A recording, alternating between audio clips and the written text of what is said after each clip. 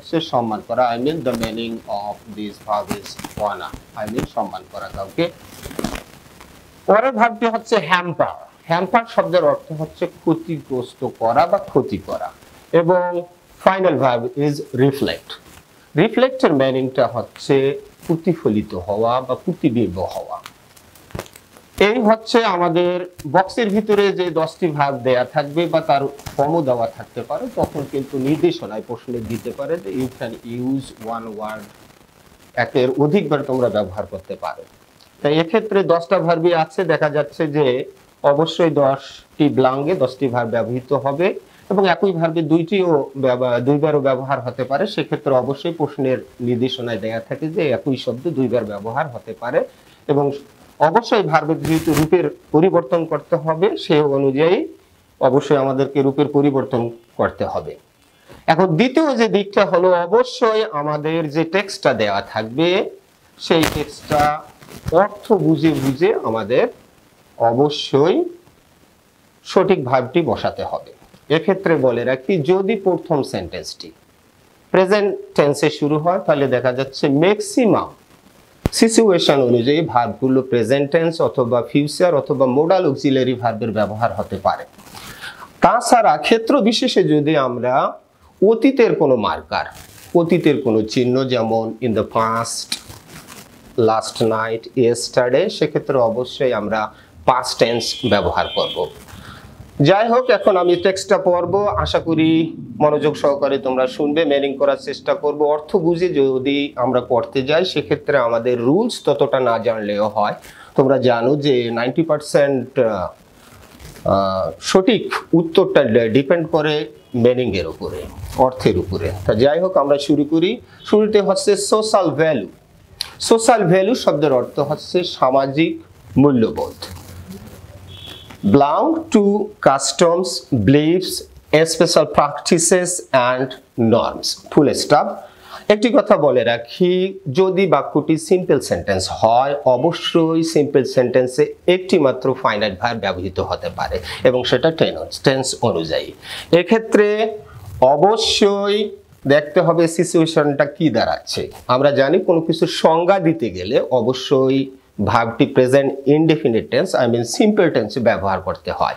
সেক্ষেত্রে দেখা যাচ্ছে সোশ্যাল ভ্যালু ড্যাশ, সামাজিক মূল্যবোধ বলতে কাস্টমস রীতিনীতি, বিলিভস বিশ্বাস, স্পেশাল প্র্যাকটিসেস বিশেষ অনুশীলন, অ্যান্ড নর্মস এবং নিয়মকে বুঝায় বা নির্দেশ করে। আমরা এখানে দেখতে পাচ্ছি 10টি ভার্বের মধ্যে নির্দেশ করা অর্থ বা বলতে বুঝায় এমন অর্থে রেফার কথাটি অবশ্যই ব্যবহার করতে হবে, তাছাড়া অন্য কোনো শব্দ এখানে বসানো যাবে না। যেহেতু এখন গ্রামারের ব্যাপার, অবশ্যই আমি বললাম যে প্রেজেন্ট ইনডেফিনিট টেন্স এবং যে কোনো সংজ্ঞা দিতে গেলে সাধারণত প্রেজেন্ট ইনডেফিনিট টেন্সে হয়, তাহলে অবশ্যই এখানে আমাদের রেফার কথাটা বসাতে হবে। এবং যেহেতু কর্তা থার্ড পারসন সিঙ্গুলার নাম্বার, অবশ্যই ভার্বের সাথে এস আর ইএস যোগ করতে হয়। যেহেতু ভার্বের শেষের অক্ষরটা রেফার আই মিন আর ছিল, তাই এই ক্ষেত্রে অবশ্যই আমরা এস যোগ করব। তাহলে আমি আবারও মিনিংটা বলছি, সোশ্যাল বা সামাজিক মূল্যবোধ বলতে রীতিনীতি, বিশ্বাস, বিশেষ অনুশীলন এবং নিয়ম নীতিকে বোঝায়। আসি দ্বিতীয় সেন্টেন্সে, it dash the culture of a nation. এটা একটা জাতির কি প্রকাশ করে? এটা জাতির বিশেষ করে সংস্কৃতিটাকে প্রকাশ করে, মানে কি প্রতিফলিত করে। তাহলে এখানে প্রতিফলিত করার ইংলিশ আমরা দেয়া আছে এবং তার মিনিং আমরা ইতিমধ্যে জেনে গেছি যে এর মিনিং হচ্ছে রিফ্লেক্ট, মানে প্রতিফলিত হওয়া। তাহলে এই ক্ষেত্রে যেহেতু আবারও কর্তা থার্ড পারসন সিঙ্গুলার নাম্বার, অবশ্যই we have to add at the end of the verb s or es. I mean এখানে যেহেতু at the end of the verb we can see consonant, usually we have to add s, তাহলে অবশ্যই আমরা reflex এখানে আমরা বসাবো। তোমরা অবশ্যই উত্তরটি দেখতে পাচ্ছ, অ্যানিমেশনের মাধ্যমে দেখানো হচ্ছে। আসি third sentence, it dash great educative value in our life. তাহলে ইট বলতে কাকে মিন করা হচ্ছে? সোশ্যাল ভ্যালুকে, তার প্রোনাউন হিসেবে আমরা ইট ব্যবহার করেছি। অর্থাৎ এক্ষেত্রে অবশ্যই সোশ্যাল ভ্যালু কি আছে? গ্রেট এডুকেটিভ ভ্যালু, একটা বড় ধরনের শিক্ষামূলক মূল্য আছে। কোথায় মূল্যটা আছে? ইন আওয়ার লাইফ, আমাদের জীবনে। তাহলে আছে অর্থে কর্তার অধীনে কোনো কিছু আছে বুঝাইলে অবশ্যই কর্তার পরে হ্যাভ অথবা হ্যাজ বসাতে হয়। যেহেতু কর্তার থার্ড পারসন সিঙ্গুলার নাম্বার, তাহলে অবশ্যই আমরা ইটের পরে হ্যাজ বসাবো। তাহলে উত্তরটা দেখো, এখানে হলো হ্যাজ। এবারে আসি আমরা পরের সেন্টেন্সে, ইন দ্য পাস্ট। লক্ষণীয় যে দেখো অতীতের একটা marker, I mean in the past মানে অতীতে, চাইলেও আমরা বর্তমানের ক্রিয়া ব্যবহার করতে পারবো না। আই মিন প্রেজেন্ট টেন্স বা ফিউচার টেন্সের আমরা ক্রিয়া ব্যবহার করতে পারবো না, অবশ্যই পাস্ট টেন্স অনুযায়ী ক্রিয়াটা ব্যবহার করতে হবে। তো ইন দ্য পাস্ট মানে অতীতে people were very much conscious, এক কথায় লোকজন খুবই সচেতন। কি সেটা দেওয়া নাই, সোশ্যাল ভ্যালু মানে কি? সামাজিক মূল্যবোধ সম্পর্কে সচেতন অতীতে ছিল। কি? In each and every walk of life, প্রতিটি ব্যক্তির জীবনে, প্রতিটি ব্যক্তির জীবনেই কিন্তু এই অতীতে লোকজন সোশ্যাল ভ্যালু বা সামাজিক মূল্যবোধ সম্পর্কে খুবই সচেতন ছিল। তাহলে কর্তা নিজে ছিল। কারা ছিল? পিপল ছিল, লোকজন ছিল। কর্তা নিজে ছিল বুঝালে কর্তার পরে অবশ্যই ভার্ব টু বি এর পাস্ট ফর্ম অর্থাৎ ওয়াজ ওয়ার বসাতে হয়। এখানে যেহেতু কর্তাটা হচ্ছে সাবজেক্ট হচ্ছে প্লুরাল ফর্ম, অবশ্যই আমরা ওয়াজ বসাতে পারবো না, অবশ্যই আমরা ওয়ার বসাবো, কারণ এখানে বি কথাটা দেয়া আছে। আমি ইতিপূর্বেই বলেছি যে বি ভার্ব যদি দেয়া থাকে 8টা ভার্বের যে কোনো একটা আমরা বসাতে পারি। I mean am, is, are, was, were, be, been, being. This is 8 numbers of be verb. তাহলে এখানে অবশ্যই আমাদের কি বসাতে হবে? ঠিক আছে, in the past people were very much conscious, sorry এখানে ওয়ার ছিলই, সুতরাং আমাদের ব্লাঙ্কে বসাতে হবে।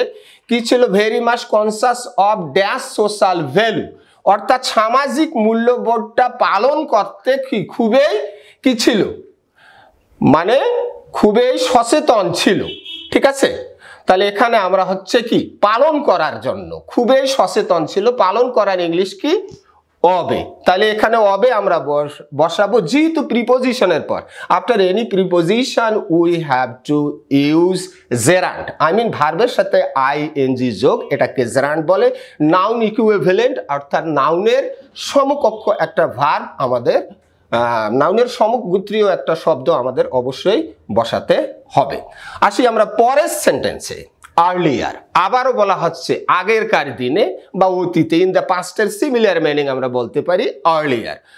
আগেরকার দিনে ইজ পারসন, প্রতিটা ব্যক্তি dash very careful of social value, অর্থাৎ সামাজিক মূল্যবোধ সম্পর্কে খুবই কি?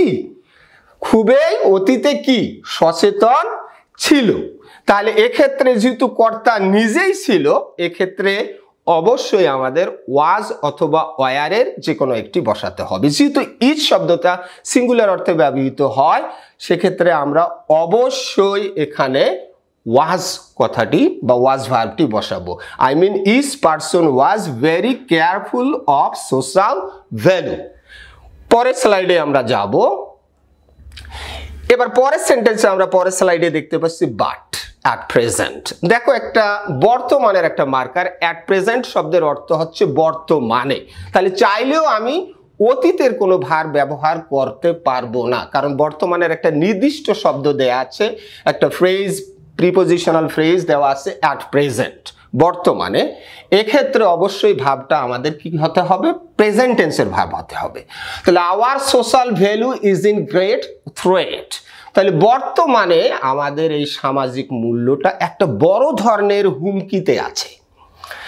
ইয়াং পিপল ডোন্ট, সাধারণত তরুণ লোকেরা বা তরুণ ছেলেমেয়েরা যাই বলো না কেন, ডোন্ট আমরা জানি প্রেজেন্ট ইনডেফিনিট টেন্সে সেন্টেন্স যদি নেগেটিভ হয় সেক্ষেত্রে কর্তার পরে আমরা ডোন্ট অথবা ডাজন্ট অথবা পূর্ণরূপ ডু নট অথবা ডাজ নট আমরা বসাই। সেক্ষেত্রে এখানে ইয়াং পিপল যেহেতু প্লুরাল ফর্ম অবশ্যই ডোন্ট এবং তারপর ভার্বের বেস ফর্ম এখানে কোনো এস ইএস আইএনজি যুক্ত কোনো কিছু করা লাগবে না। তাহলে অবশ্যই তোমরা দেখতে পাচ্ছ যে এখানে ডোন্ট রেসপেক্ট ডিউলি টু দিয়ার এল্ডার্স, তারা তাদের বয়োজ্যেষ্ঠ বড় যারা আছে তারা যথাযথভাবে সম্মান করে না। সেক্ষেত্রে অবশ্যই আমাদের 10টি যে ভার্ব আছে এক্ষেত্রে দেখা যাচ্ছে কি আছে, রেসপেক্ট মানে সম্মান করা, অনার অবশ্যই this is the fixed respect এটাই বসাতে হবে। এখন যেহেতু সম্মান তরুণ ছেলেমেয়েরা করে না রেজাল্টিং ইন, তাহলে ফলাফলটা কি দাঁড়ায়, সোশ্যাল ডিগ্রেডেশন অর্থাৎ সামাজিক অবক্ষয়, সামাজিক ক্ষতিটা হয়। অ্যাজ এ রেজাল্ট বর্তমানে peace order and decent life, দেখো এখানে 3টা ওয়ার্ডেই একটা কম্পাউন্ড সাবজেক্ট। পিস শান্তি, অর্ডার মানে আদেশ করা, কিন্তু এটা হচ্ছে একটা ইডিএম এর মতো বাগধারার মতো। Piece order and decent life অর্থাৎ শান্তি শৃঙ্খলা এবং সুন্দর জীবন এই অর্থে ব্যবহৃত হলো। আর গ্রেটলি ব্যাপকভাবে কি হয় সেইটা দিতে হবে। যদি আমরা সামাজিক মূল্য, আমাদের ইয়াং জেনারেশনটা সামাজিক মূল্যটা ভালোভাবে দিচ্ছে না, যার ফলে সামাজিক অবক্ষয় হচ্ছে, যার ফলে কি হচ্ছে শান্তি শৃঙ্খলা এবং সুন্দর জীবনটা ব্যাপকভাবে ক্ষতিগ্রস্ত হয়। লক্ষণীয় যে বি ভার্বের পর আমরা ভার্বের 2টা ফর্ম বসাতে পারি, একটা হচ্ছে ভার্বের সাথে আইএনজি যোগ আর একটা হচ্ছে ভার্বের পাস্ট পার্টিসিপল। যদি তোমরা দেখো যে কর্তা ক্রিয়াটার কাজ সরাসরি সম্পন্ন করতে পারে সেক্ষেত্রে অ্যাক্টিভ ভয়েসে করতে হবে, আর যদি করতে না পারে তাহলে তাহলে প্যাসিভ ভয়েসে করতে হবে। সেটা কি দেখো, piece order and a dissent life, এই যে শান্তি শৃঙ্খলা এবং সুন্দর জীবন কি কোনোভাবেই কাজ করতে পারে না, এইটা কি ক্ষতিগ্রস্ত হয়, এই ক্ষতিগ্রস্ত হওয়া কাজটা piece order and decent life এটা করতে পারে না। তাই সেক্ষেত্রে অবশ্যই আমাদের কি করতে হবে, passive voice. And the structure of passive voice, if you want to make any passive sentence you have to use subject, after then you have to use be verb, and finally you have to use the past participle form of that verb, otherwise your passive sentence will be incorrect. In this case we have to use past participle form of that verb. এখানে ক্ষতিগ্রস্ত হয় তাহলে হবে hampered, অবশ্যই past participle করতে হবে। আমি পরের সেন্টেন্সে আসি। পরের সেন্টেন্স হচ্ছে so with a view to, this is a prepositional phrase, এটার সিমিলার মিনিং হচ্ছে ফর। এই ধরনের যদি শব্দগুলো আমরা পাই সেক্ষেত্রে কি করতে হবে, টু থাকা সত্ত্বেও আমাদের একটা ধারণা যে টুর পরে যে কোনো ভার্বের বেস ফর্ম বসাতে হয়, কিন্তু না, এগুলো হচ্ছে প্রিপোজিশনাল ফ্রেজ, সেই সাথে আরো কতগুলো এক্সপ্রেশন আছে। টু থাকা সত্ত্বেও ভার্বের সাথে অবশ্যই আইএনজি জেরান্ড করতে হবে। তাহলে উইথ আ ভিউ টু মানে জন্য, কিসের জন্য, piece and order in society. আমরা যদি এই ধরনের ফ্রেজ পাই প্রিপোজিশনাল ফ্রেজ, তাহলে মিনিংটা করার সময় উল্টো দিক থেকে করতে হয়। তাহলে কি, সমাজে শান্তি শৃঙ্খলা নিশ্চিত করার জন্য, তাহলে নিশ্চিত করার ইংলিশ দেয়া নাই। তাহলে অবশ্যই নিশ্চিত করার ইংলিশ আমাদের 10টি ভার্ব ওখানে বক্সের ভিতরে ছিল, তাহলে ওখানে কি আছে দেখা যাচ্ছে যে অবশ্যই নিশ্চিত করার ইংলিশ এনশিওর। যেহেতু উইথ এ ভিউ টুর পরে ভার্বের জেরান্ট বসাতে হয়, অবশ্যই এনশিওরিং। সেন্টেন্সে দেখো social value is badly required, অর্থাৎ সামাজিক মূল্যবোধটা খুবই অত্যাধিক দরকার হয়। এখানেও দেখা যাচ্ছে যে দরকার হওয়ার কাজটা সোশ্যাল ভ্যালু করতে পারে না। সো এক্ষেত্রে অবশ্যই আমাদের প্যাসিভ ভয়েসে সম্পন্ন করতে হবে। অবশ্যই বি ভার্বের পর আমরা কি দেব, ভার্বের পাস্ট পার্টিসিপল ফর্ম। তাহলে কি হচ্ছে, social value is badly required, অর্থাৎ খুবই দরকার। উইদাউট সোশ্যাল ভ্যালু, তাহলে সামাজিক মূল্যবোধ ছাড়া উই কান্ট, আমরা পারি না, আমি বলে রাখি যে কোনো মোডাল অক্সিলারি ভার্বের পর যদি অ্যাক্টিভ ভয়েসে হয় সেন্টেন্সটি, তারপরে ভার্বের বেস ফর্ম, এখানে কোনো এস আইএনজি যুক্ত বা ভার্বের পাস্ট পার্টিসিপল কোনোটাই হবে না, ভার্বের বেস ফর্মে বসাতে হবে।